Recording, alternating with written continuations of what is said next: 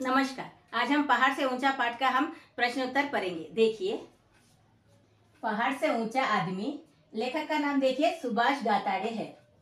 और लघु प्रश्न का अर्थ है शॉर्ट आंसर्स हम पढ़ेंगे।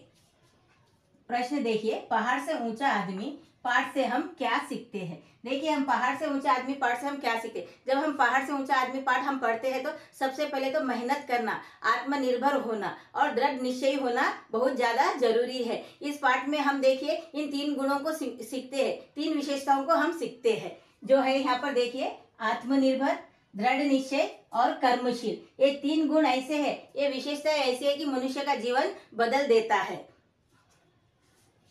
उत्तर देखिए, आत्मनिर्भर, दृढ़ निश्चय और कर्मशील। आत्मनिर्भर का अर्थ है हम अपने आप पर भरोसा रखना, विश्वास करना, वो है आत्मनिर्भर होना। और किसी भी कार्य को हम दूसरों पर डिपेंड नहीं होते हैं, सभी कार्य हम खुद ही करते हैं, तो उसे हम कहेंगे आत्मनिर्भर।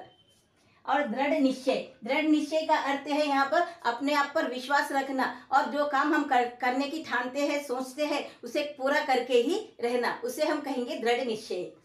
और कर्मशील का अर्थ है लगातार काम करते रहना, मेहनत करने वाला, परिश्रम करने वाला, वो है कर्मशील।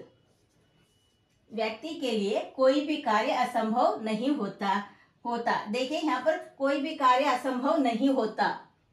यहाँ पर देखिए, जो दृढ़ निश्चयी है, जो आत्मनिर्भर है और जो परिश्रमी है, उसके लिए बड़े से बड़ा कोई भी कार्य उसके लिए असंभव नहीं होता है, क्योंकि वो अपनी परिश्रम के बल पर, अपनी मेहनत के बल पर, अपनी दृढ़ इच्छा शक्ति के बल पर बड़े से बड़े असंभव कार्य को भी वह आसानी से, सरलता से वह पूरा कर लेता है।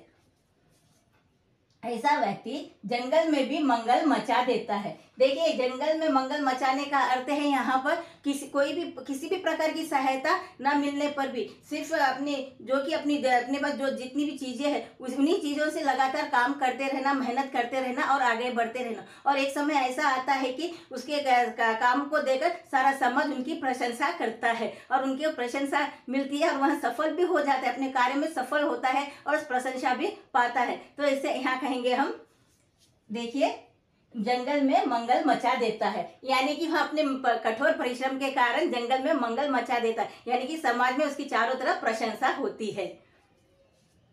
ऐसे व्यक्ति के सामने पर्वत भी अपना शीश झुकाता है। देखिए, ऐसे व्यक्ति के सामने बड़े से बड़ा पहाड़ भी अपना शीश झुकाता है। शीश का अर्थ है सर भी झुकाता है। जैसे कि दशरथ मान जी ने पहाड़ को इतने 90 किलोमीटर पर जो फैला हुआ पहाड़ था, उस पहाड़ के सीने को चीरकर उसने 22 साल तक रात दिन मेहनत करके रास्ता 13 किलोमीटर में बदल दिया था। रास्ता बनाकर एक छोटा सा रास्ता बना दिया था और 2 गाँवों को उन्होंने जोड़ दिया था। तो उन्होंने सागर को भी रास्ता देने के लिए मजबूर कर दिया।